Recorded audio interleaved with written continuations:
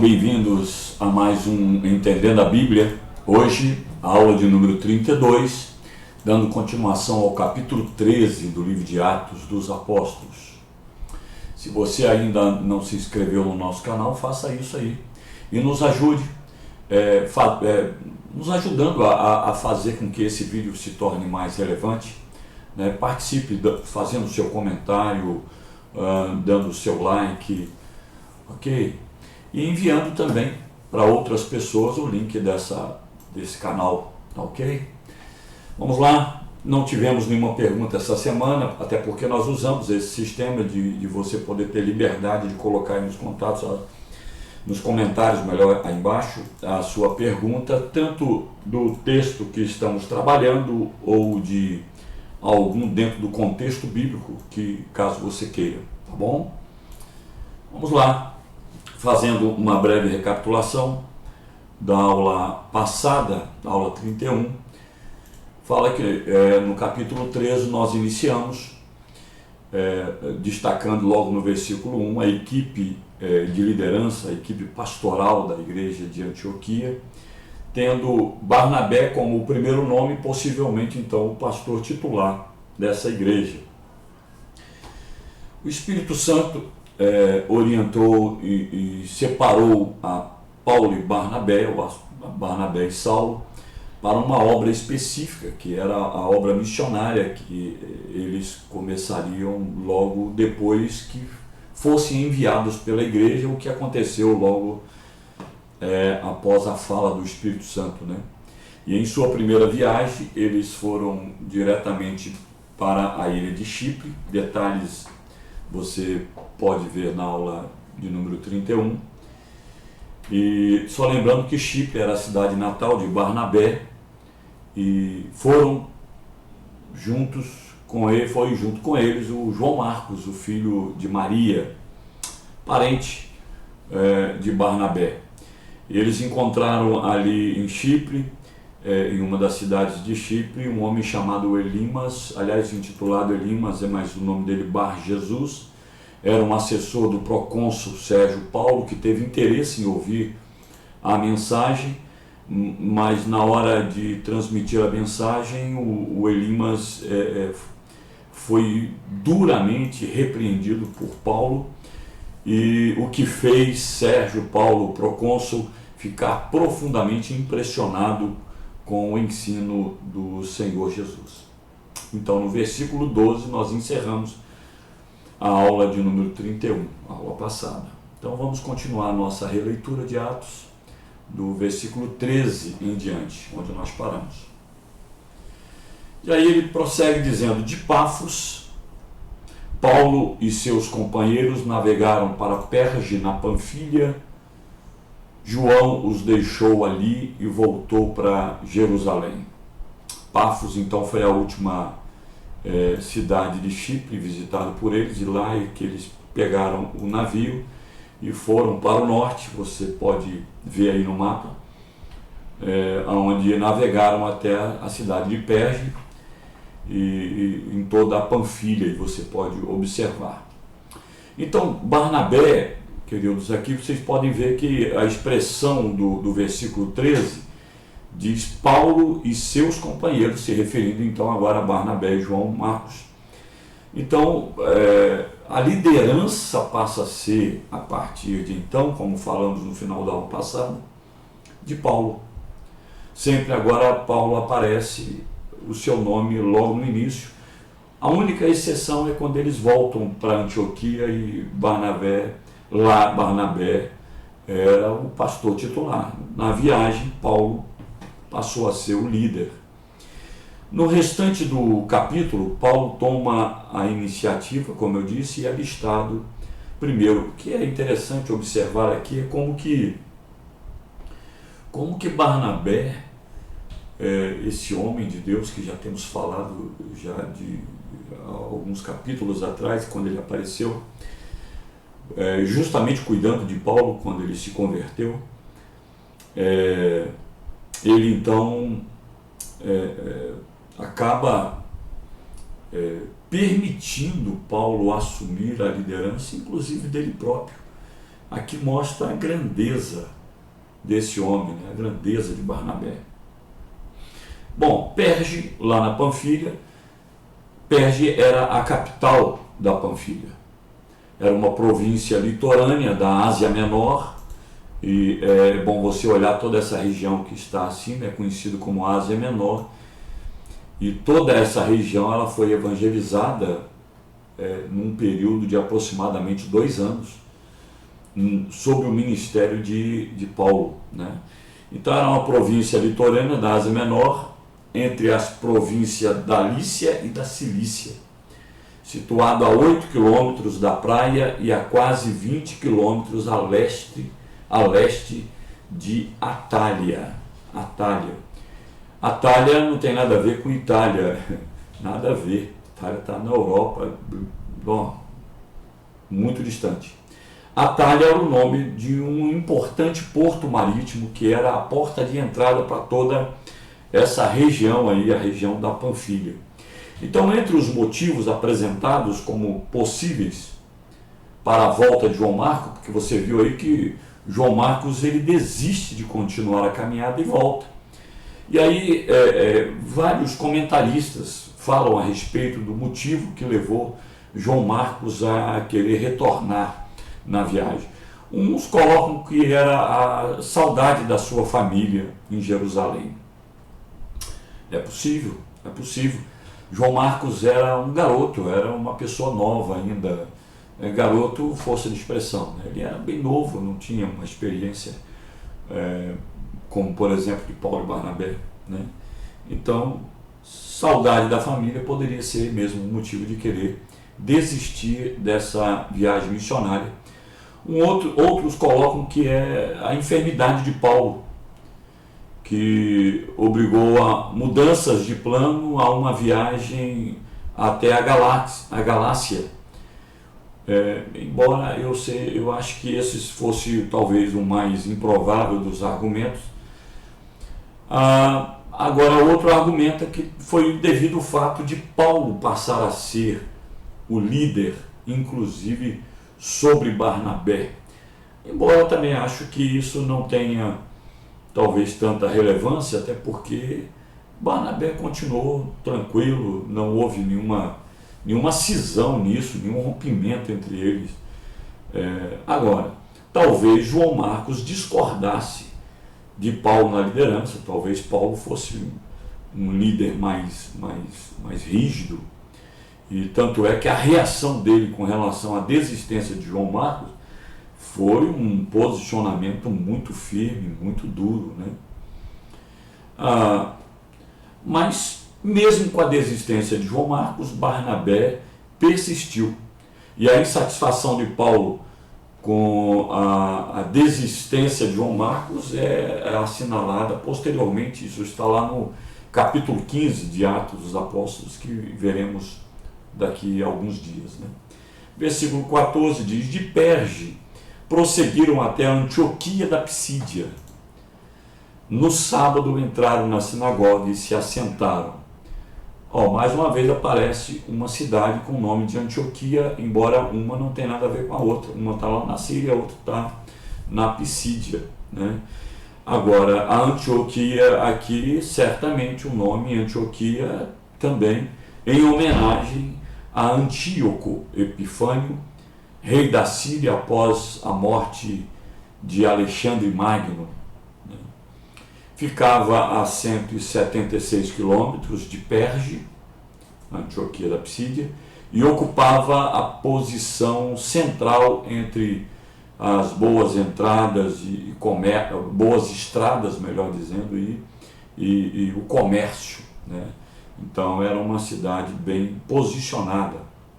A cidade ela era composta de uma grande parte de população judaica. Então, observem que esse foi um dos motivos que levou Paulo a ir para essa cidade, né? Era uma colônia romana, o que significa que um contingente de militares aposentados estavam ali residindo, estabelecidos ali nessa cidade. Então, certamente receberam terras gratuitas para se estabelecer ali e eram feitos cidadãos da cidade de Roma, com todos os privilégios decorrentes disso, né? Era prática regular de Paulo, em toda cidade que ele entrava. Primeiramente ele ia até as sinagogas, até porque lá nas sinagogas, principalmente no Shabat, no dia de sábado, ele encontraria judeus, muitos judeus espalhados por aquela região.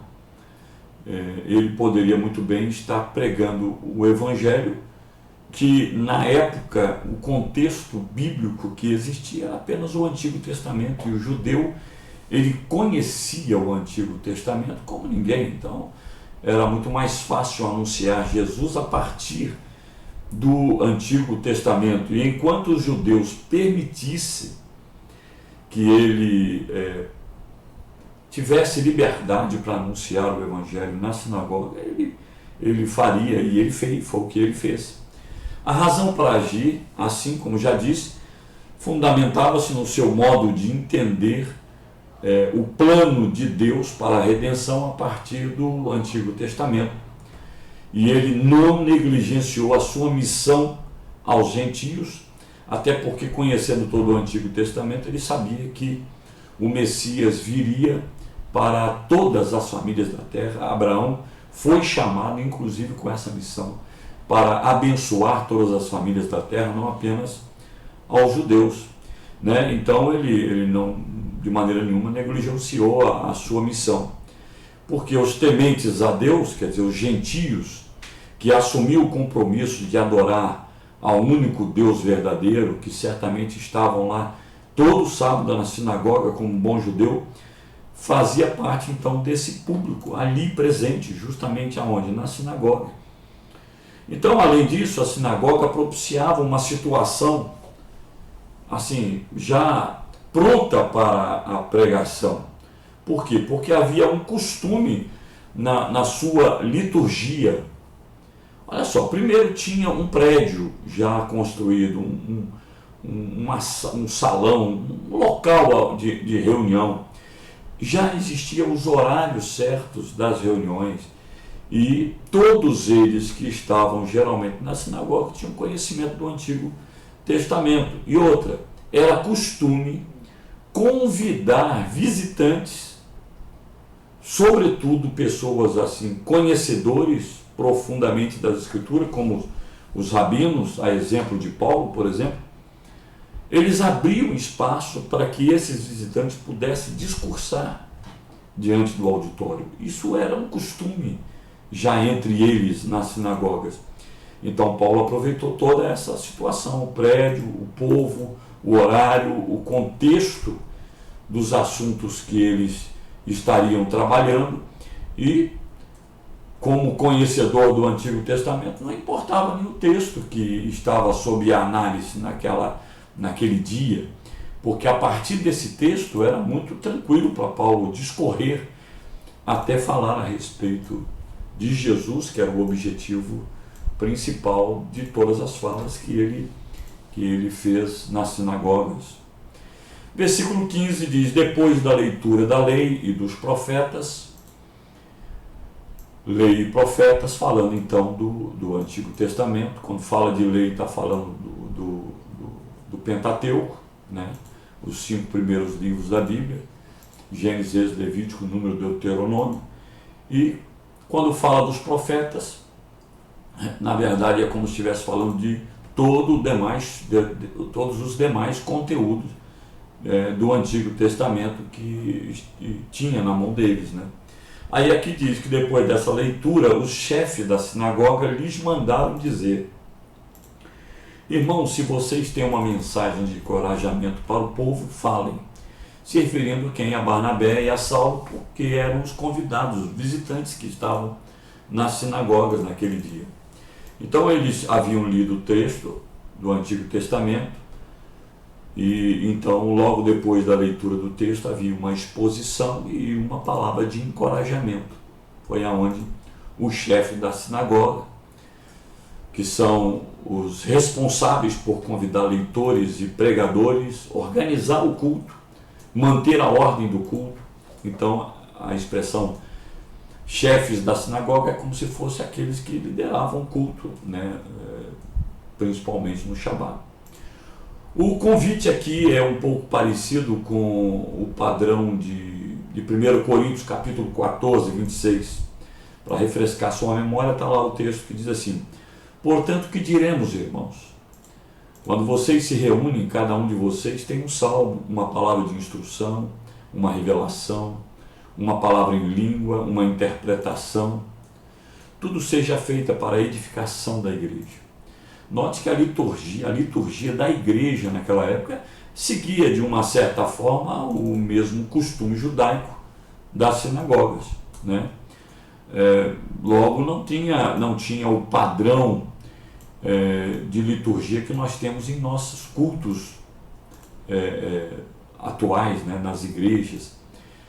Mas, por exemplo, aqui nós nos aproximamos um pouco das nossas reuniões de células, quando é um que ministra o louvor, outro ministra a palavra, um outro ministra o testemunho, outro ministra a oração, né, as ofertas, o falar da visão da igreja, enfim, todas essas ministrações dentro das células devem ser, inclusive, pessoas diferenciadas, exatamente para que cada um possa ter uma participação, né? Então, nos nossos cultos dominicais, nem há possibilidade de ser assim. Nossos cultos nas igrejas locais nem tem muito espaço para essa questão de espontaneidade, mas nas nossas células, sim, elas não só podem, quanto precisam ser encorajadas. A única exceção que nós recomendamos é que os visitantes, uma vez que nós não os conhecemos, é bom que eles apenas participem como qualquer outro assistente naquele momento, não como alguém que vai usar da palavra para poder transmitir, uma vez que necessitamos conhecer as pessoas para poder dar essa oportunidade. Na igreja era assim, nas sinagogas nem tanto, mas nas igrejas certamente o eram, né? Versículo 16 diz: pondo-se de pé, Paulo fez sinal com a mão e disse: israelitas e gentios que temem a Deus, ouçam-me. Aqui ele já começa fazendo a introdução do seu sermão. E agora nós vamos, nesse tempo que nos resta, se Deus quiser, analisarmos todo o sermão de Paulo. Muitas das suas palavras nem irei fazer qualquer comentário, porque o sermão se assemelha muito ao sermão de Pedro, já pelo menos em 2 ou 3 ocasiões que nós já analisamos. Versículo 17: o Deus do povo de Israel escolheu nossos antepassados e exaltou o povo durante a sua permanência no Egito. Com grande poder os fez sair daquele país e os aturou no deserto durante cerca de 40 anos.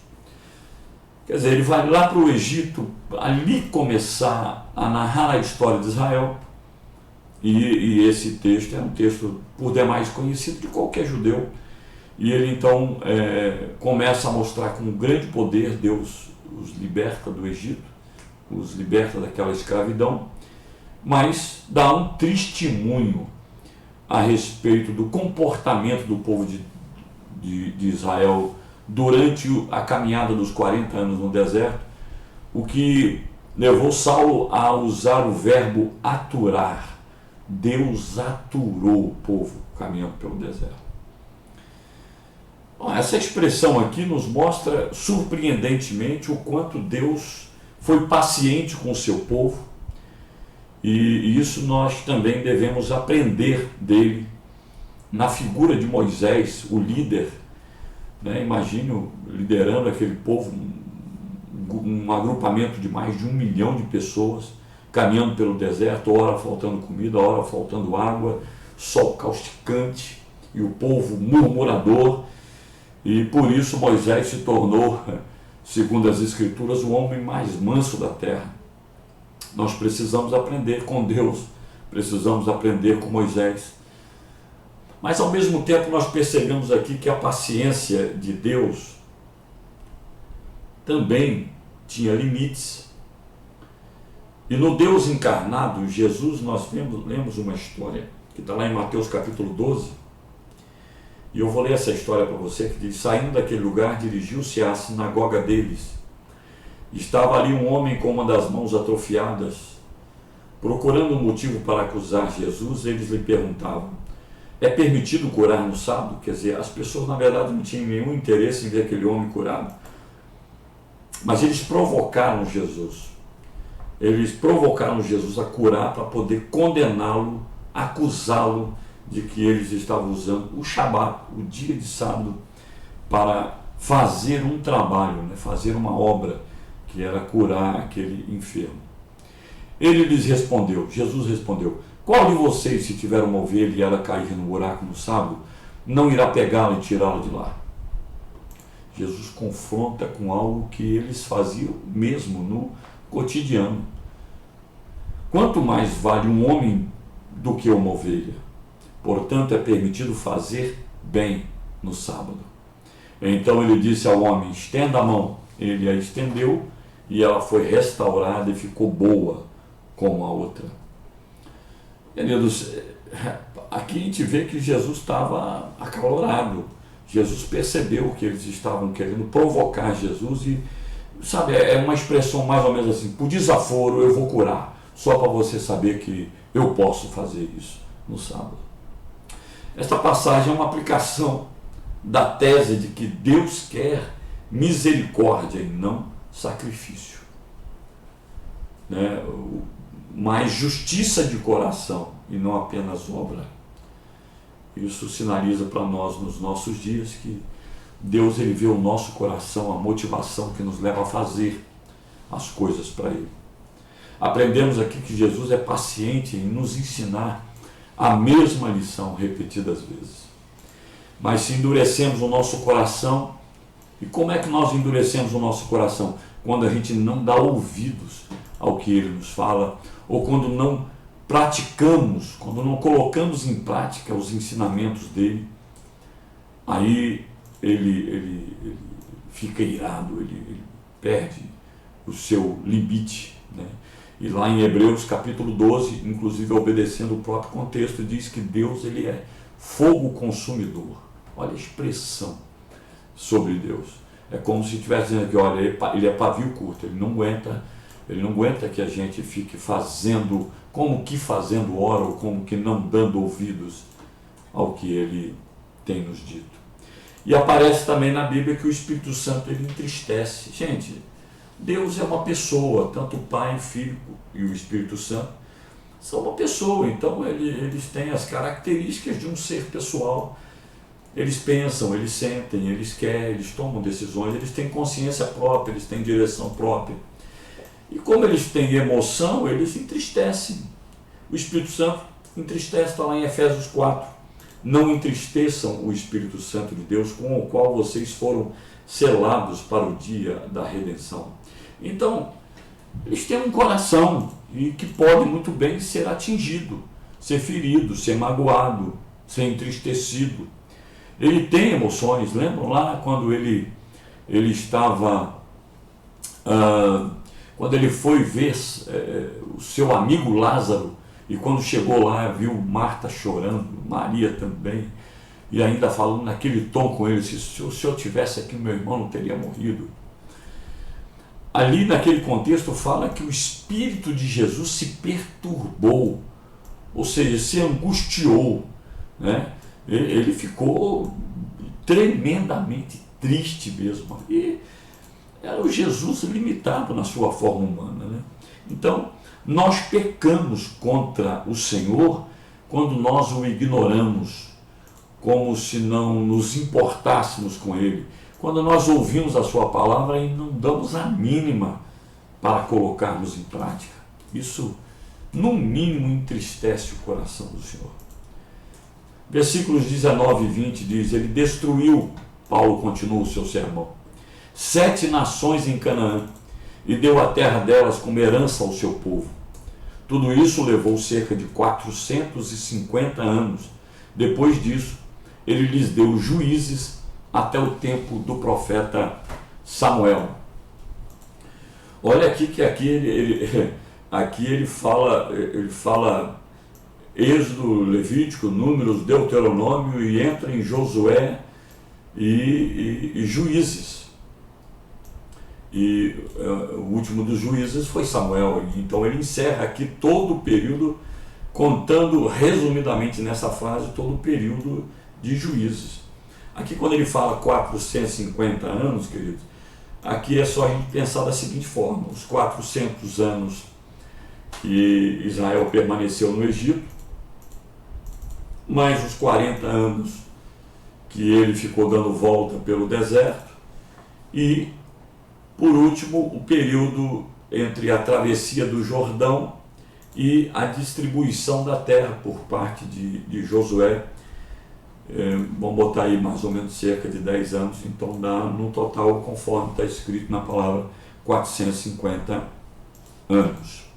Versículo 21 e 22 diz: então o povo pediu um rei.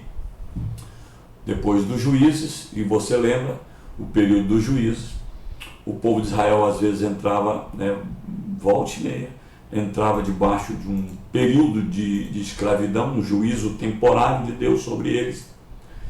E aí ficavam passando alguns apertos na escravidão, então eles se humilhavam, se quebrantavam, pediam perdão, Deus perdoava e eles voltavam a ter uma vida tranquila, até que eles voltassem a desobedecer, voltassem a uma vida de idolatria, e aí eram escravizados de novo. Deus levantava um juiz e libertava eles, eles se arrependiam, e ficou esse ciclo vicioso durante todo o período dos juízes, até que o povo viu que as nações vizinhas, tinham reis, e eles então pediram a Deus um rei.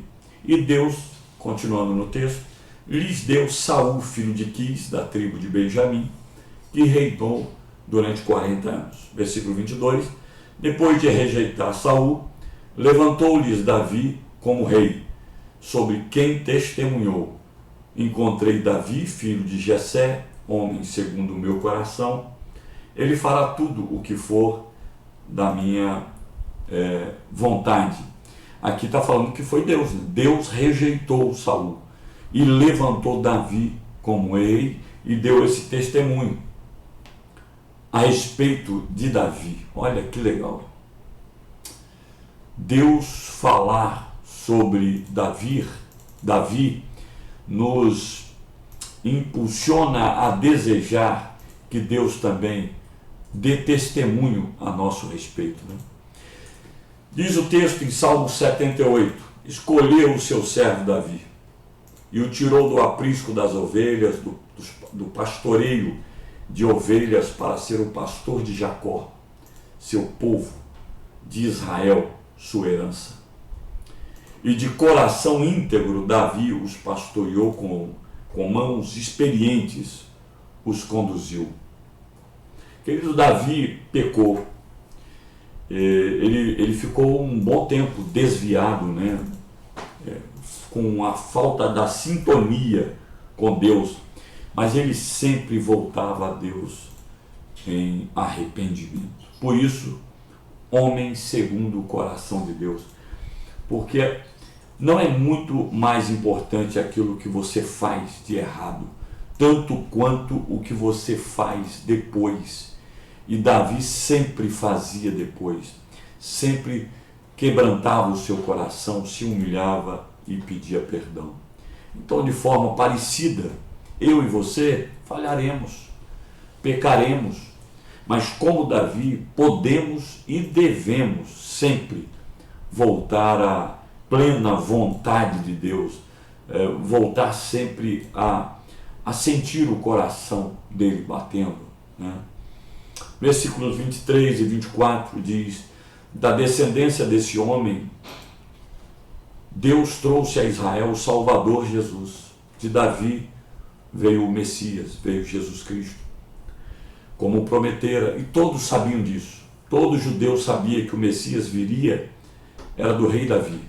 Então, versículo 24: antes da vinda de Jesus, João pregou um batismo de arrependimento para todo o povo de Israel. Olha que aí ele dá um salto.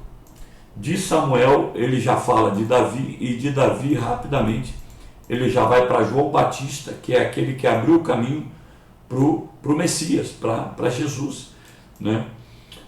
Antes da vinda de Jesus, João pregou um batismo de arrependimento para todo o povo de Israel, e aí ele entra agora na novidade para os judeus, né? Ele anuncia a mensagem que era curta de João Batista, Mateus 3:2: arrependam-se, porque o reino dos céus está próximo. A mensagem do arrependimento, em outras palavras, quando ele dizia arrependam-se, ele estava dizendo: mude sua vida, mude de vida. Arrependimento é bem diferente de remorso. Remorso é uma tristeza, mas que não opera a mudança. Arrependimento pode até vir acompanhado de tristeza, de lágrima, por causa do reconhecimento do pecado que precisa existir. Mas certamente arrependimento redunda em mudanças. Inclusive, existem alguns aspectos que eu preciso destacar. Primeiro, arrependimento é deixar o pecado e o egocentrismo para trás. O seu eu. Quantas pessoas vivem hoje como se elas fossem o centro do universo? Todos têm que girar em torno dele. Isso é egocentrismo, né? O arrependimento trabalha com relação ao abandono dessas coisas. Segundo aspecto é voltar-se para Deus, é a conversão. Caminhava em direção ao mundo, aos prazeres do mundo, mas agora você se volta para Deus, você se converte, se direciona para Ele, não apenas para Deus, mas com certeza para os seus caminhos e para o seu reino. Terceiro, trocar os caminhos e os valores do mundo pelos de Deus, com frutos de arrependimento. E, finalmente, restaurar a santidade e a habilidade de ouvir Deus e andar nos seus propósitos. Então, queridos, na verdade, arrependimento é a porta de entrada para o reino. E é uma porta pela qual eu e você devemos entrar continuamente, diariamente, sempre que entendermos que precisamos entrar por ele.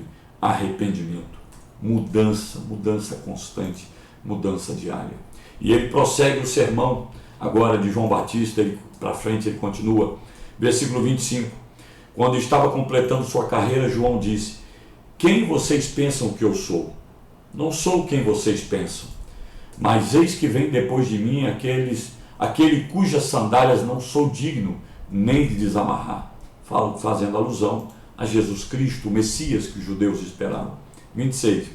Irmãos, filhos de Abraão e gentios que temem a Deus, a nós foi enviada esta mensagem de salvação. Ou seja, também ele se dirigia aos gentios, prosélitos, pessoas que estavam servindo ao único Deus vivo e verdadeiro. A maioria deles que frequentavam as sinagogas eram prosélitos, gentios que se tornaram judeus, né? Versículo 26, é esse versículo que lemos. 27, o povo de Jerusalém e seus governantes não reconheceram Jesus, mas ao condená-lo cumpriram as palavras dos profetas que são lidas todos os sábados nas nossas sinagogas. Todos os sábados eram lidas alguma coisa a respeito de Jesus. E agora ele revela quem é esse Jesus. Ele diz para os judeus com muita clareza esse sermão, que Jesus era o Messias, que se cumpria no Antigo Testamento por meio dos profetas. Versículo 28, mesmo não achando motivo legal para uma sentença de morte, pediram a Pilatos que o mandasse executar. Você conhece essa história, está lá nos Evangelhos. 29, tendo cumprido tudo o que estava escrito a respeito dele, tiraram-no do madeiro e o colocaram no sepulcro. Ou seja, aqui ele já está no final do ministério de Jesus, falando a respeito da sua obra de humilhação, chegando ao ponto de ser sepultado, né? Ele sofreu, morreu, foi sepultado, e no versículo 30 aparece a seguinte expressão: mas Deus, que diz aqui, são duas palavras simples, bonitas e poderosas, mas Deus o ressuscitou dos mortos. Essa frasezinha, nesse versículo pequeno, versículo 30, muda a história que Paulo está contando nesse dia na sinagoga. Confronta-os com os erros dos seus compatriotas em matar Jesus. Mas aí mostra que isso estava dentro dos planos de Deus, porque o próprio Deus o leva a viver novamente. Versículo 31. E por muitos dias foi visto por aqueles que tinham ido com ele da Galiléia para Jerusalém. Eles agora são testemunhas dele para o povo. Olha só, ele aqui relata que Jesus ficou, ele aqui não diz quantos dias, mas foram 40 dias que Jesus ficou entre os seus discípulos. Paulo aos Coríntios revela que mais de 500 pessoas viram Jesus ressurreto, mas eram 120 que estavam ali no dia do Pentecoste, que serviram de testemunhas para o povo a respeito de que Jesus estava vivo. 32, nós lhes anunciamos as boas novas, o que Deus prometeu aos nossos antepassados. 33, ele cumpriu para nós, seus filhos, ressuscitando Jesus, como está escrito no Salmo 2, tu és meu filho, eu hoje te gerei. Esse salmo aqui, dentro desse contexto, segundo Paulo, faz referência então à ressurreição de Jesus. Versículo 34, o fato de que Deus o ressuscitou dos mortos para que nunca entrasse em decomposição é declarado nessas palavras: eu lhes dou as santas e fiéis bênçãos prometidas a Davi. Assim ele diz noutra passagem: não permitirás que o teu santo sofra decomposição, fazendo referência não a Davi, porque Davi foi sepultado e o seu corpo foi deteriorado como o meu e o seu. Se morrermos, né, se não formos arrebatados, também será decomposto. Aqui, quando o salmista fala, no mesmo sermão de Pedro, lá no dia de Pentecostes, está no capítulo 2, versículo 27, fazia-se alusão a Jesus, o filho de Davi, que morreu, foi sepultado, mas o seu corpo não foi decomposto, né? Versículo 36, finalmente, e aqui a gente encerra por hoje. Versículo 36 diz: tendo, pois, Davi servido ao propósito de Deus em sua geração, adormeceu, foi sepultado com seus antepassados e seu corpo se decompôs. O mesmo texto usado por Pedro, Paulo também segue nesse mesmo caminho. Queridos, cada um de nós deve colocar o seu nome nesse mesmo lugar que Davi colocou. Precisamos pedir discernimento, precisamos pedir coragem para que a mesma coisa possa ser falada a respeito de nós. Que o próprio Deus possa dar testemunho a nosso respeito. Esses dias eu vi um vídeo do Isaías Uber falando a respeito do seu pai. Ele leva toda a sua família, esposa e filhos, conheci, né, pessoalmente o Isaías, e ele foi visitar o túmulo do seu pai, Lucas, o filho, o irmão, melhor dizendo, do Abe Uber. Foi o primeiro líder na cidade de Santarém, que numa das suas viagens de ultraleve, onde ele viajava de uma cidadezinha a outra, né, por ultraleve, o ultraleve cai e ele teve a sua vida ceifada. E agora Isaías leva seus filhos, sua esposa, para ver o túmulo de Lucas. E olha que interessante, sabe o que estava escrito lá no túmulo de Lucas? Lá estava escrito assim: aqui não jaz Lucas Uber. Ali estava sim o corpo de Lucas Uber, mas que certamente já estava deteriorado. Mas o que está escrito no jazigo de Lucas Uber é que aqui não jaz, ou seja, Lucas não está aqui. Não morreu a sua esperança, não morreu o seu sonho, não morreu a sua visão missionária. Lucas jamais poderia imaginar que a sua visão missionária chegasse ao ponto que chegou, A mensagem de Lucas Huber hoje está sendo pregada pelo mundo inteiro. Existem missionários pregando o evangelho que Lucas foi pregar no interior do Pará, em Santarém, onde eu tive o privilégio de estar presente com alguns irmãos daqui, vendo algo que eu nunca tinha visto na minha vida, um avivamento como eu nunca vi. E se o Brasil experimentou um avivamento nesses últimos 10 anos, certamente, ou 20 anos, certamente foi ali em Santarém, com extensão em Fortaleza, onde também pude ter a oportunidade de ali estar. Então, queridos, concluo dizendo que, na verdade, devemos servir não apenas a nossa geração, mas também as gerações seguintes. A mensagem que Lucas Huber pregou há mais de 10 anos atrás, o Abe Huber, seu irmão, continua pregando. E ele tem formado tantos discípulos, que já está garantida a evangelização da próxima geração. Caso o Abe Huber seja levado também pelo Senhor, o seu ministério vai continuar, vai dando vida. Por quê? Porque ele tem essa visão de servir não apenas a sua geração, mas a geração vindoura. Aliás, Paulo a Timóteo o recomenda dizendo: e as coisas que me ouviu dizer na presença de muitas testemunhas, confie a homens fiéis, que sejam também idôneos, capazes de ensinar a outros. Queridos, essa é uma ordem que Paulo não apenas deu a Timóteo, mas deu a mim e a você. Como é que eu passo por essa terra e deixo marcas somente na minha geração?